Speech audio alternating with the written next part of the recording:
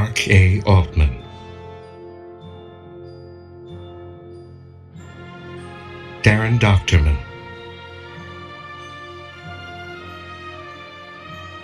Ashley Edward Miller. 3 fans who became professionals and then became Treksperts. Inglorious Treksperts. Listen wherever you find podcasts or go to trekspertsplus.com.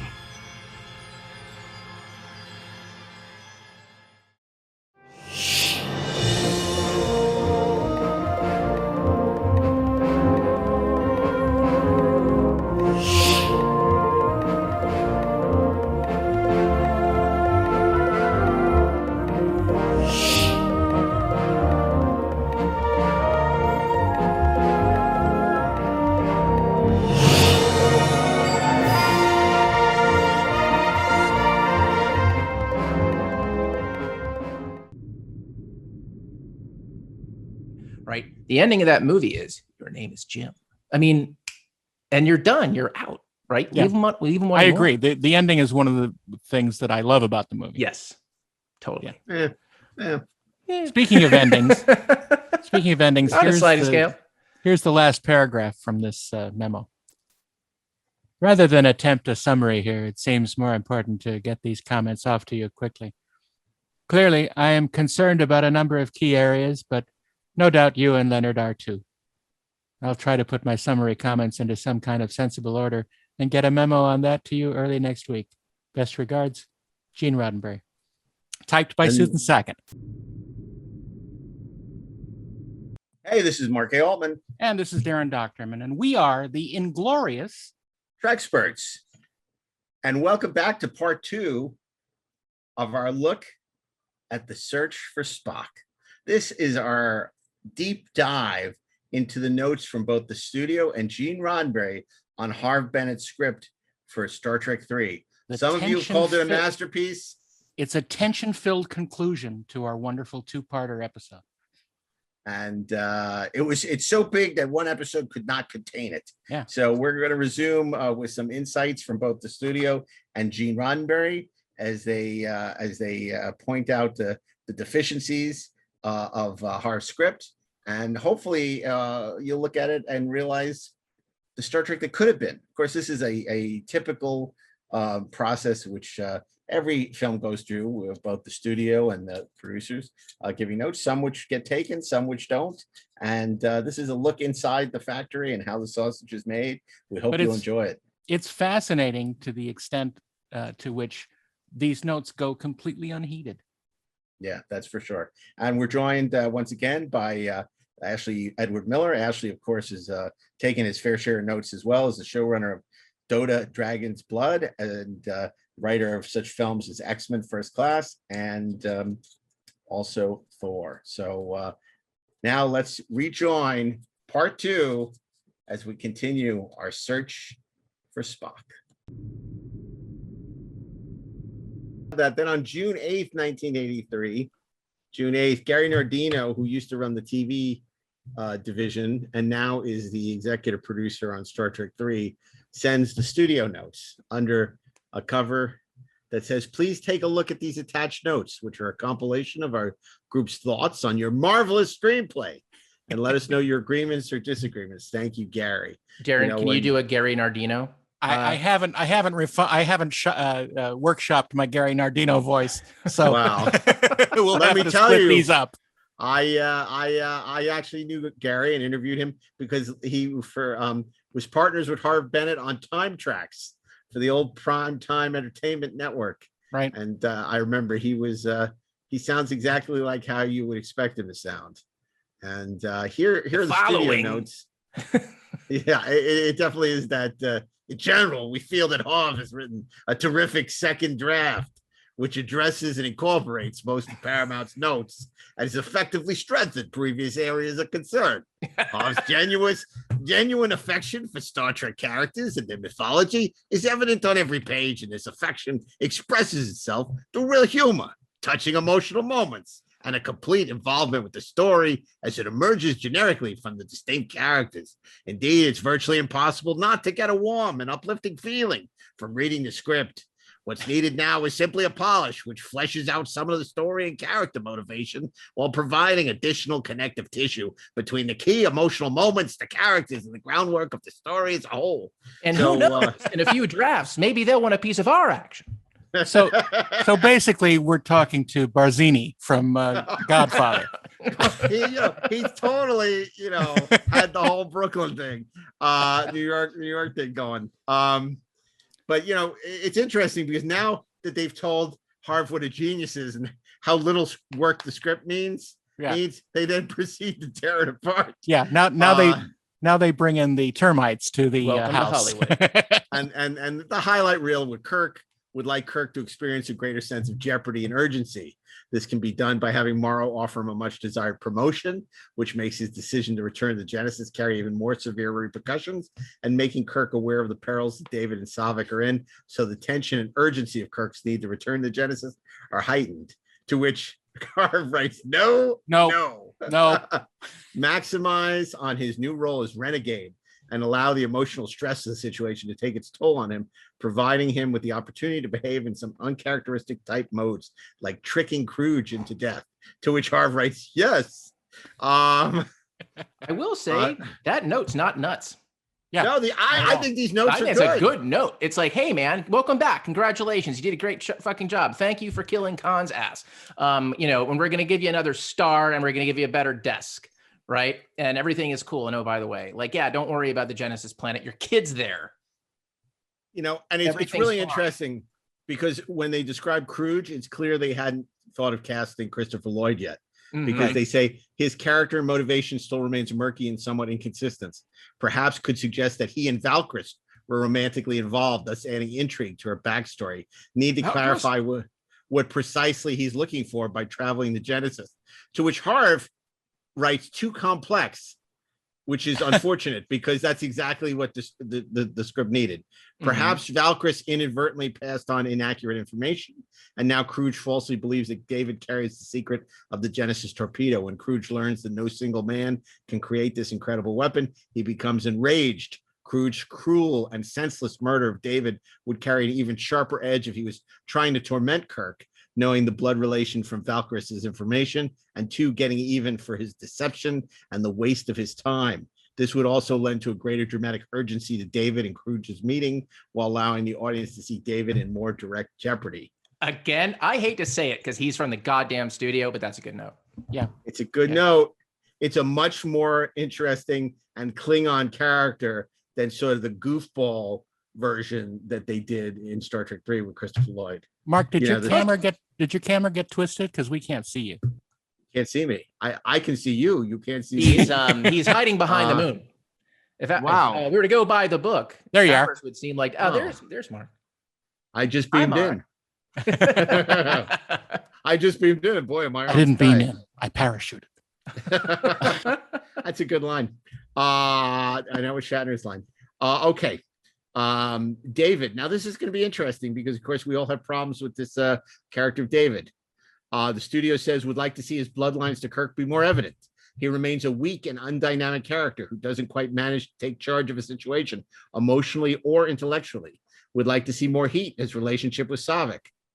Would like to see them interact as adults. Also need to, instead of, they're written like teenagers. Yeah. Also need to establish him as an authority on Genesis and other scientific matters. Yeah. Additionally, need to show that David is one of the major factors predicating Kirk's return to Genesis.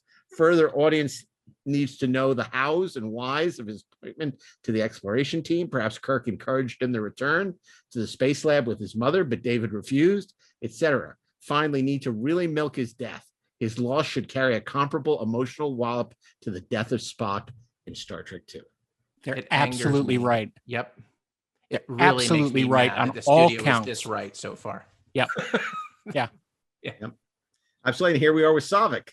Although Saavik's character has been greatly strengthened, would like to see more of her cool sexuality and hot excitement for David.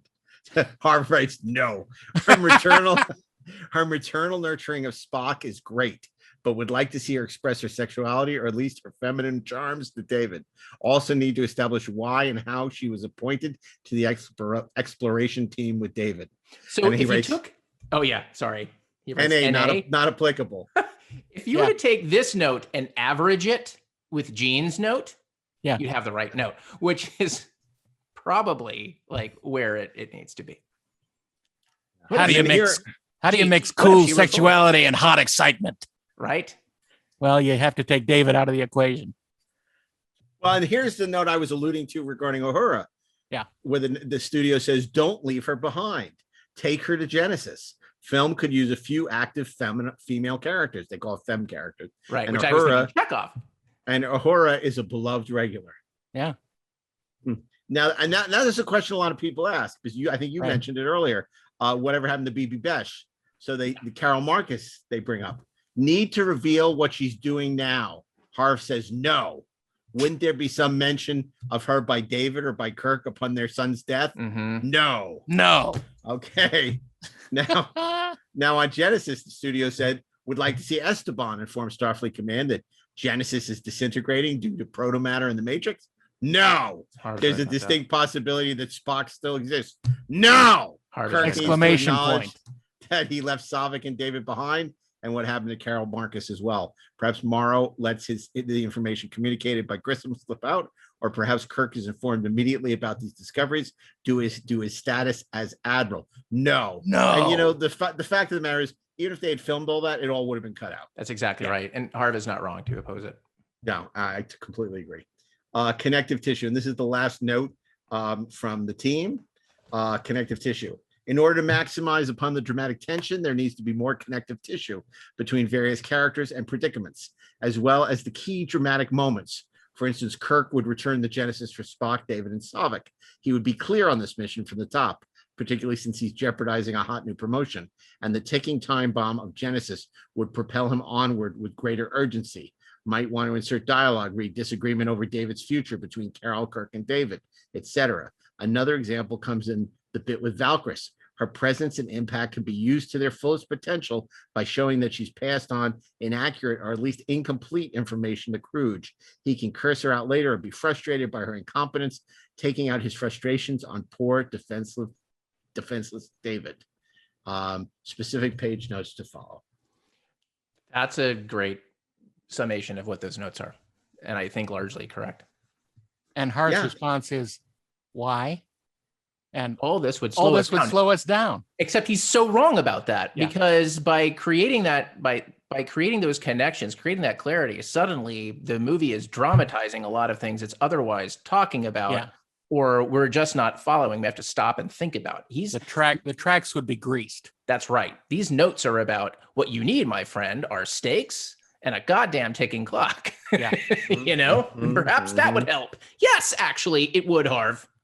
Now, we're not going to read the studio notes, but I do have to say on page 30, their note is invite Scotty to the party, to which Harv Bennett responds, no. Nope. No one way. invites Scotty to the party. No way.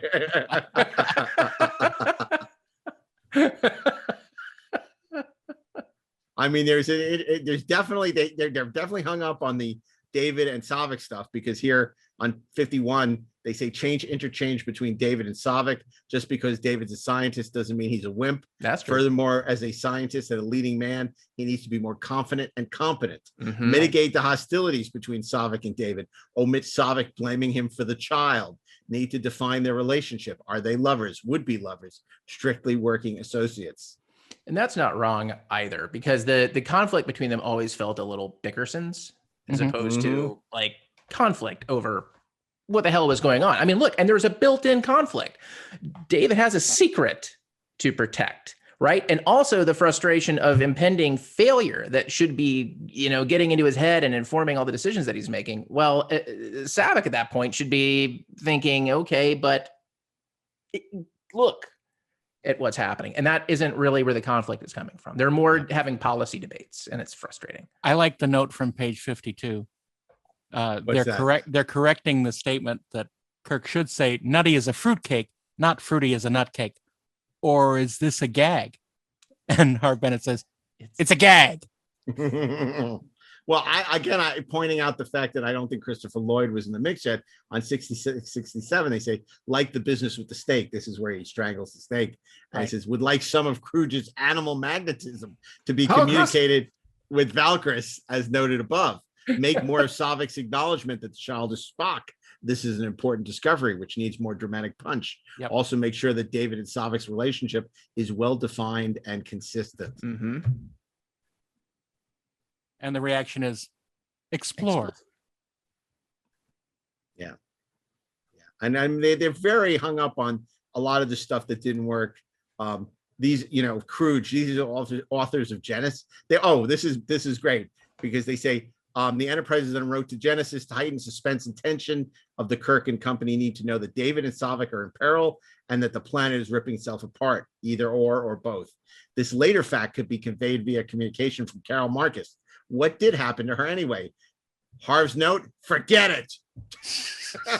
Right. I don't know what he had against BB Besh, because boy, every time they bring up Carol Marcus, he is adamant that they are not going to use her for anything. And you don't even have to have that big a scene. It's very simple. It's Carol Marcus saying, Jim, right? It's like that planet, I figured out that we use fucking protomatter, and it's not going to be stable. It's going to tear itself apart. And David is there, right? It's just, okay, cool. Whatever you need to do with that, but it at least kind of adds that sense that we're moving towards something rather than we're on the boat now. And the boat's going fast, but that doesn't convey any tension that carries us into story.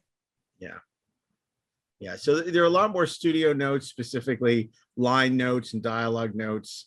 And on 106, they do say David's death is still largely underplayed. Well, that would be remedied in the performance as it was in the first draft.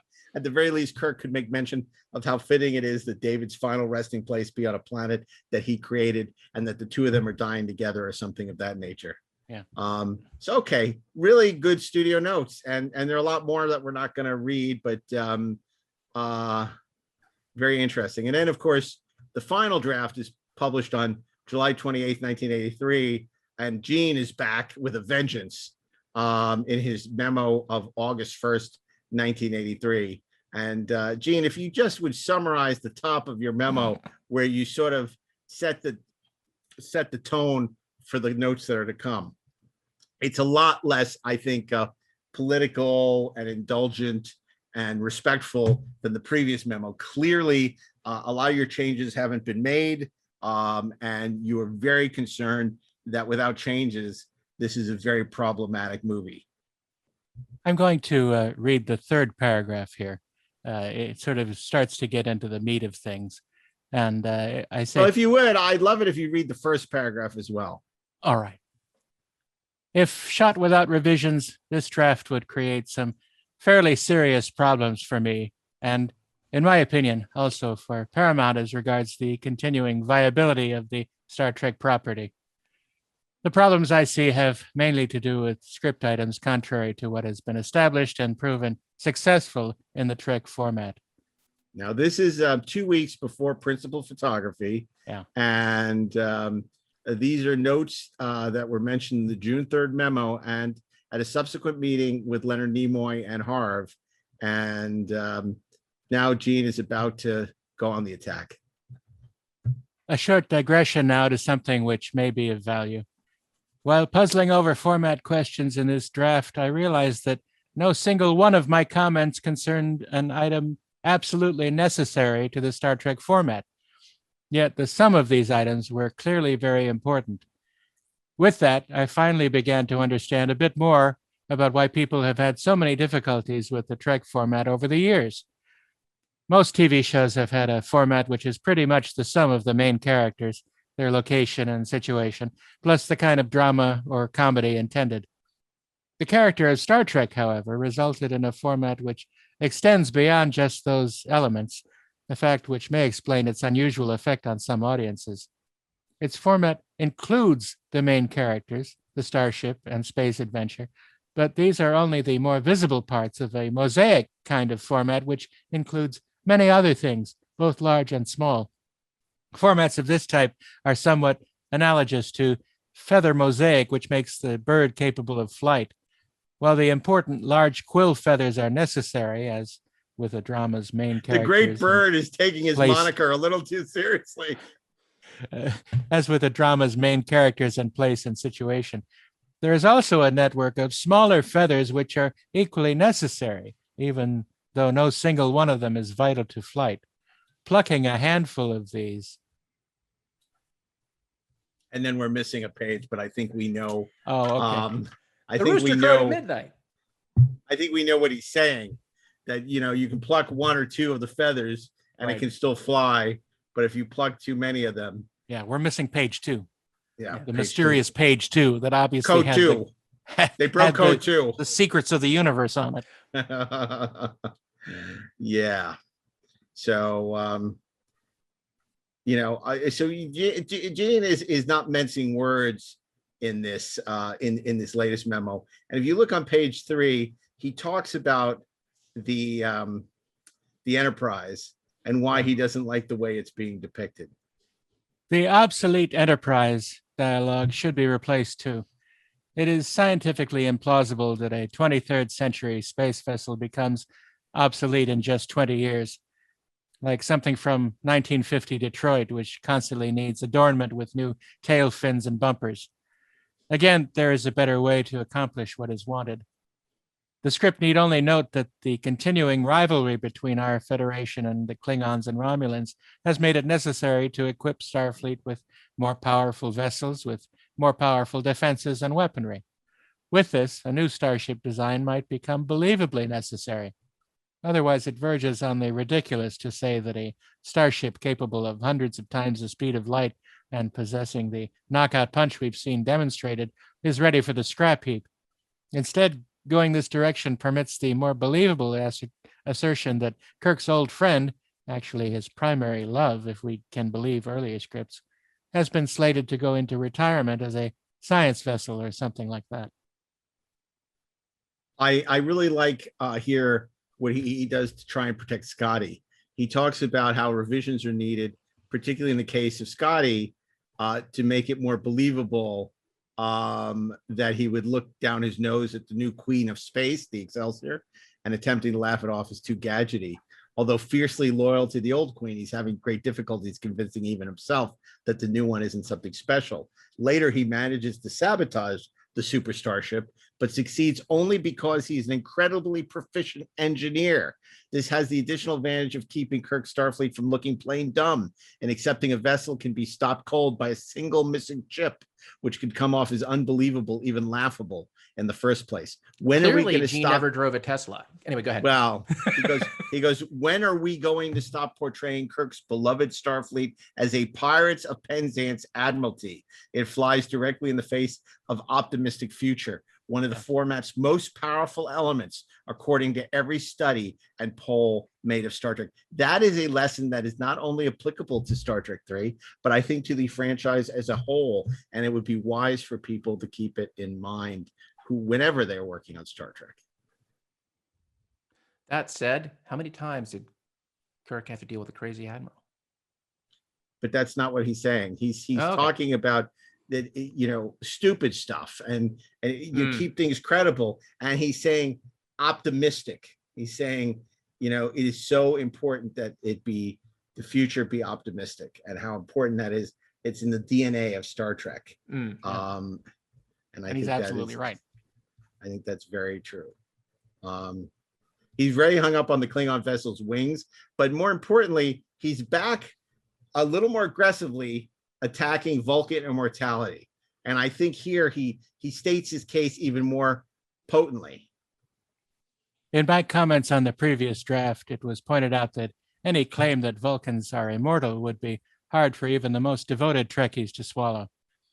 It's completely unbelievable that Earth and Earth scientists with close affiliations with Vulcan would not be aware of this, or that Starfleet, with Vulcans among its personnel, wouldn't know this, or that Kirk, who is a blood brother of Spock, would have had no hint of this.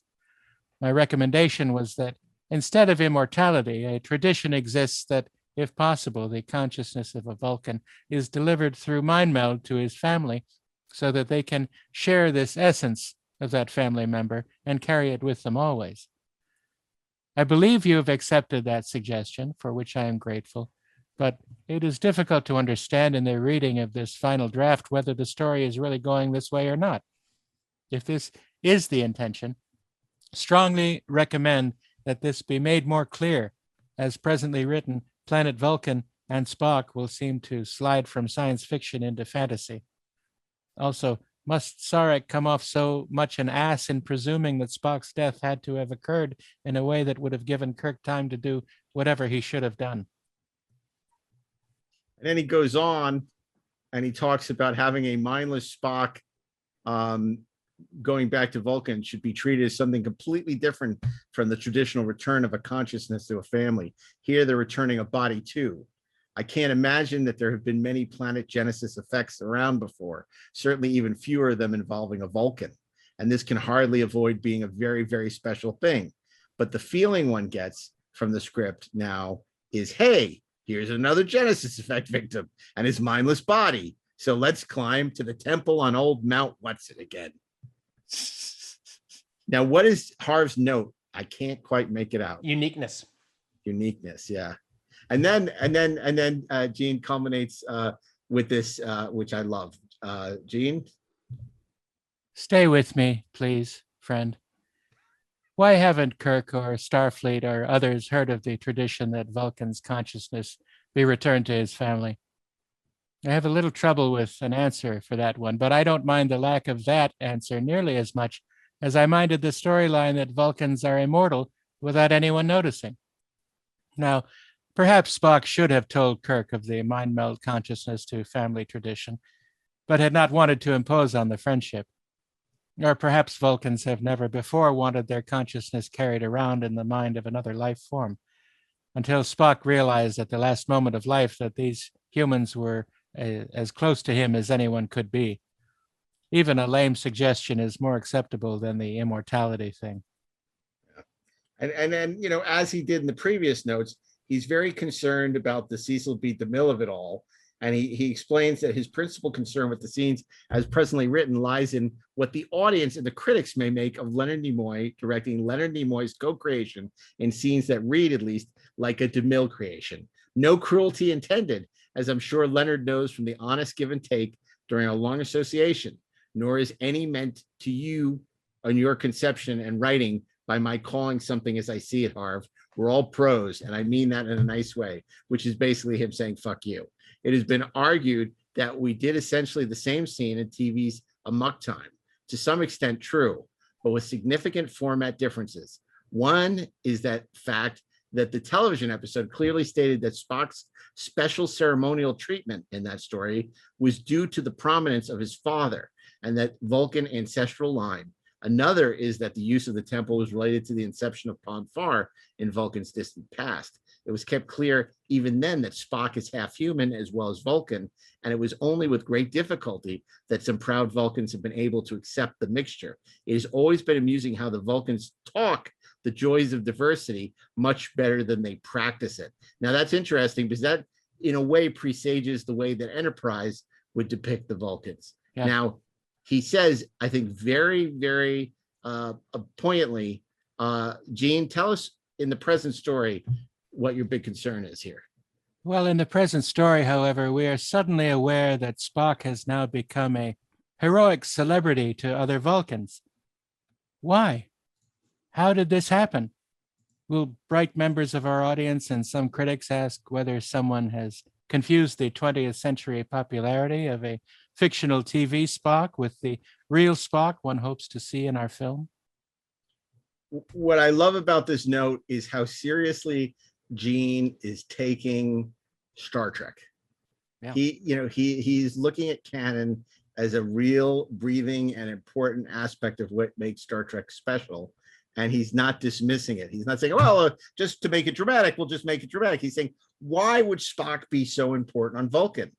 You know, when he's a half-breed, he's someone that they look down on. All of a sudden now he's a hero. Yeah, what's the deal? Have they been watching all the episodes on Vulcan? Exactly. So this is really interesting. He goes on to talk about how he doesn't like the depiction of, Vulcan, which isn't very futuristic, but rather very primitive. And, how can we avoid the feeling that Vulcan has become something like ancient Luxor? Good point, because he's saying that these ancient sites are more ceremonial and related to the distant past, but that's not, all of Vulcan. But this is clearly something, because he goes on for 2 or 3 pages about this, that is very much a concern, the Vulcan temple. And it culminates with him really entreating and pleading with Harv not to let religion become a big part of the story. He says, please, this next one is of some personal importance to me. During all these years, I have successfully avoided religion intruding into Star Trek, yours or mine, including a couple people with open wallets who wanted to make use of the fan phenomenon. Please delete Kirk's references to soul. It isn't necessary, and I cannot accept it in a script. Fascinating. Yeah, but not as fascinating as this next line, which by the way, was meant completely in the spirit of being professional. And it's a completely professional note, 100%. It's not the kind of note that gets you punched in the face. Absolutely. Well, it's funny because we, as we said throughout this episode, are not fans of the David Marcus character. And clearly Gene is not either. This is hysterical. So why don't you tell us what you had to say, Gene? This is a note on David. He constitutes the best argument for abortion I've seen in some time. His characterization is also the kind of anti-science statement that is guaranteed to annoy some of the most articulate members of our audience. And I realize that this is unintentional, but it does appear to perpetuate the old Pulp Fiction stereotype of scientists tending to be somewhat odd and never quite like the rest of us common sense folks. Specifically on this, beginning with page 28, Savick continues being troubled by strange Genesis effect things, which she points out to David. But what is the attitude and response of scientist David, who supposedly invented the Genesis effect? Instead of being interested and quick-witted about Genesis observations, David keeps shrugging and saying, later. And he keeps on saying that long after all the 6-year-olds have become worried too. Is he an alert young genius trained in science disciplines, or isn't he? Yeah, so that's a big concern for Gene, and it's obviously something that troubles a lot of us in the depiction of the character. Other concerns he had are dialogue. Can we please eliminate Kirk's comment about Starfleet being up to its brass in galactic politics? A nice word, a play on words. But can we avoid politics being something that is still around here and elsewhere? If Starfleet is caught in some, because clearly they're listeners of Inglorious Treksperts and they don't like them talking about politics. That's right. Here and elsewhere, if Starfleet is caught in some kind of Federation disagreement, why not an honest struggle over different opinions from different life forms on different planets, rather than settling for the pessimism of politics being still alive in the 23rd century? It's easy to be a saint in paradise. Sorry, that's a Deep Space Nine fan of me talking. Easy to be a saint in paradise, exactly. And then he wraps up the memo with a few, a few last pleas to Harv. Instead of McCoy being apprehended by Federation security police, which smells of 20th century CIA and etc., can't we again be a little more optimistic here too? All this requires is an earlier indication that McCoy's Starfleet Medical Division is concerned about their doctor's condition. Later, the man can be, surprise, a member of Starfleet's medical staff who is reflecting the concern of that organization for one of its more famous people. McCoy's detention can be medical in nature without really changing the action at all. Why risk scenes which can give Star Trek's audience negative feelings against Starfleet and Earth government and etc.? 23rd century bureaucracy can still be sometimes ponderous and sometimes unfair, and sometimes even force our people into shortcuts, as in this story. But I see no reason for us to infect it with some of the worst things in our own era. Not only will humanity never make it to the 23rd century carrying that load, every study of our format has called its optimistic future one of its principal attractions. And yet, what a boring note. And so it's signed Gene Roddenberry, it's CC'd, which is carbon copied, which means it's a copy is also sent to Gary Nardino, the executive producer, and perhaps most interestingly, handwritten at the bottom of the memo. Yeah, blind is, carbon copy. Yeah, BCC, which means Harv doesn't know it is being sent to this person because it's BCC'd, is to L. Nimoy. Except, isn't this Harv's draft? Isn't this what he was writing on? So did he pass it to Leonard?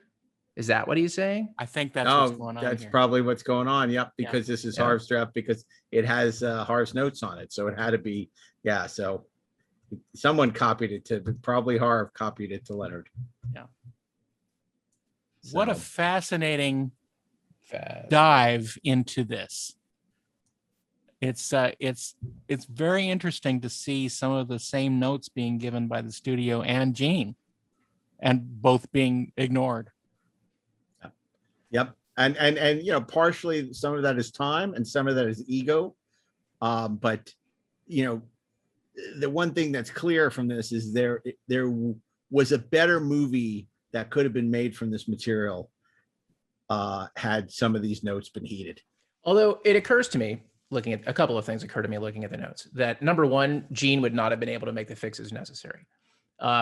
He would have attacked things symptomatically rather than looking at them holistically. And that's pretty clear from kind of how the notes rolled out, right? Like he never did the math on what connected everything.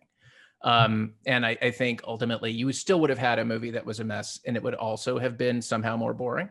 And I think that Gene probably would have agreed with a lot of the prescriptions from the studio, but the studio notes are actually really good, and for the most part, and generally kind of get at holistically what's wrong with this script.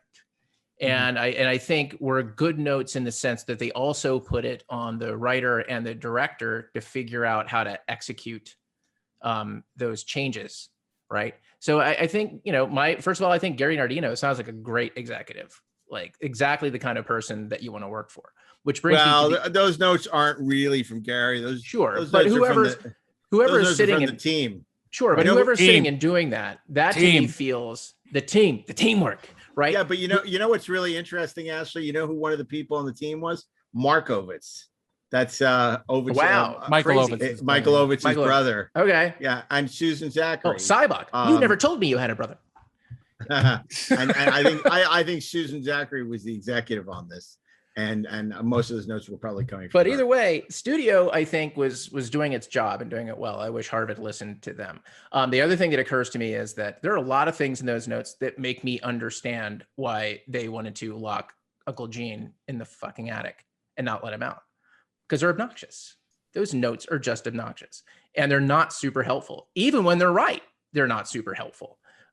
It's just, when your note is, oh, by the way, hey friend, I want to be such a professional. Hey, these are all professional notes. By the way, like this character is an argument for abortion. You lost me. I'm sorry, but you're an a-hole. You gotta. But those are comments that came after all his previous suggestions being either ignored or just thrown out. Oh, so basically his response is, I'm going to keep giving the same note over and over again. Again, like it's the kind of thing that you want to lock somebody in the attic for. It doesn't mean that Harv wasn't wrong to go back and take a look at some of those issues and go through them and do them.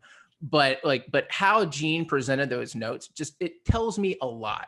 It tells me a whole lot about how things went down. Because I imagine that some of those issues he was talking about, he probably presented to Nick Meyer. Right? Yeah, absolutely. Nick's a much better writer.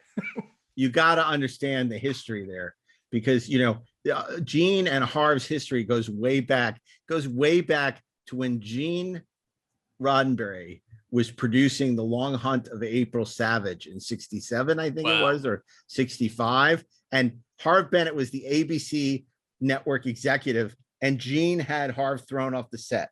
Right. Of that Bob that he was producing for, I think it was Sam Peoples actually. Wow. So there was no love lost between, and talk about karma's a bitch.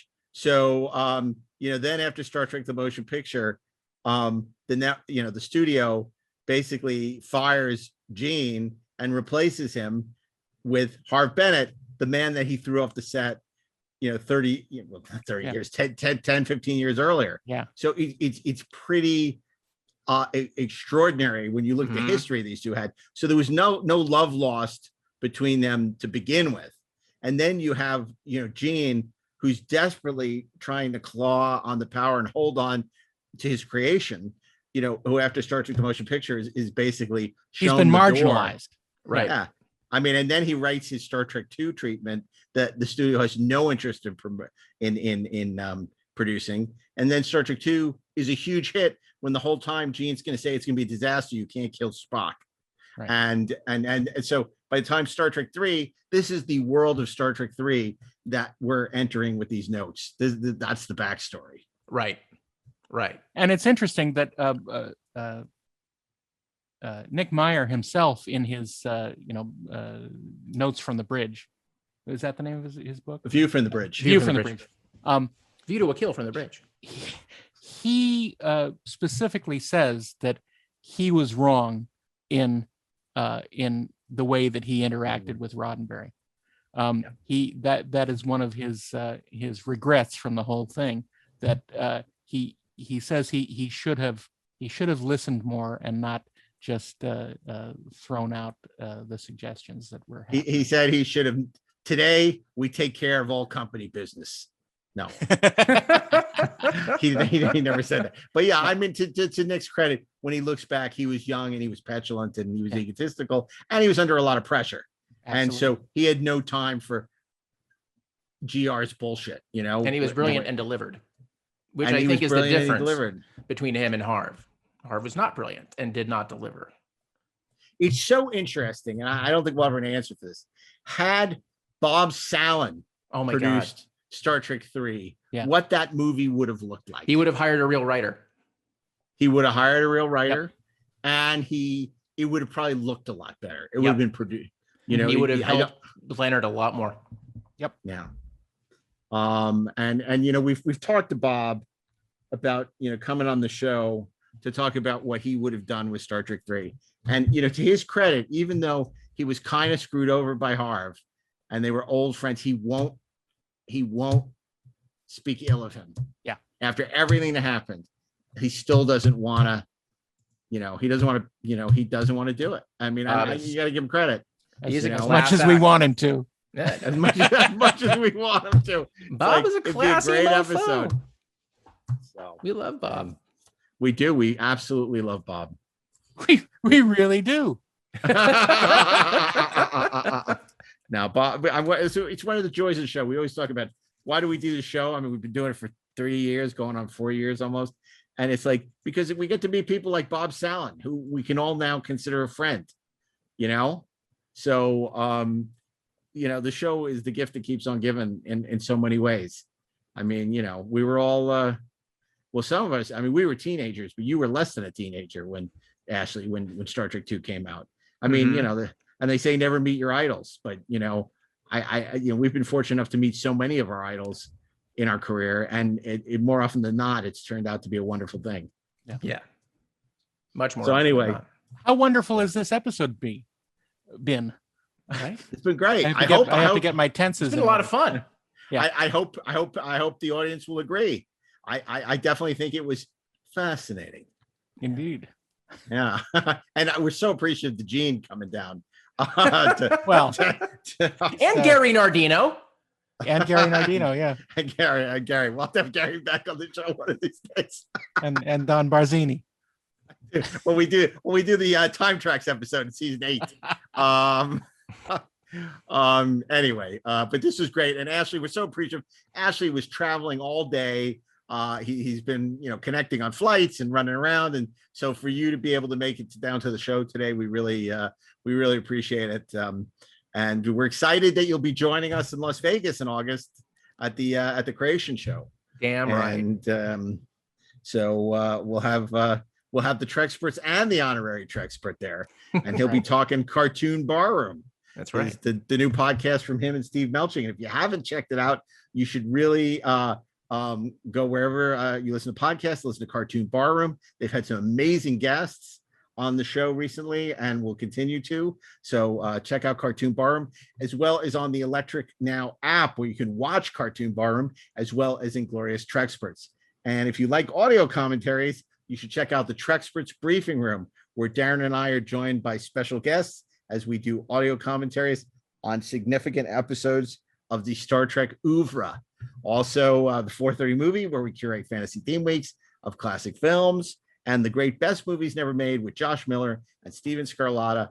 Always fascinating, always a good time. So we want to thank the great Bill Ritter and Mark Rivera for making us sound so good, even over Zoom.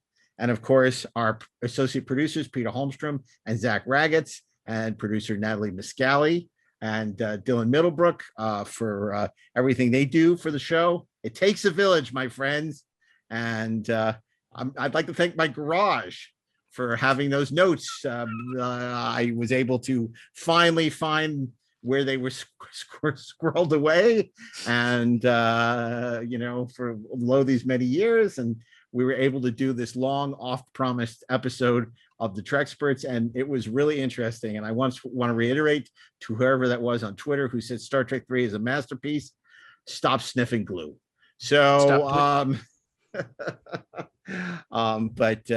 but this was great, and I'm looking forward to seeing everybody next Friday back on the Treksperts, and in August at the Rio Hotel and Suites for the Creation Entertainment 55-year mission tour, where we'll be joining over 100 fantastic guests from across the Star Trek universe to talk about our favorite subject, algebra. No, our favorite subject, Trek. And until then, we say keep on trekking, ingloriously, of course. And remember, don't talk about Genesis. No one talks about Genesis. We don't talk about it. It's a forbidden subject.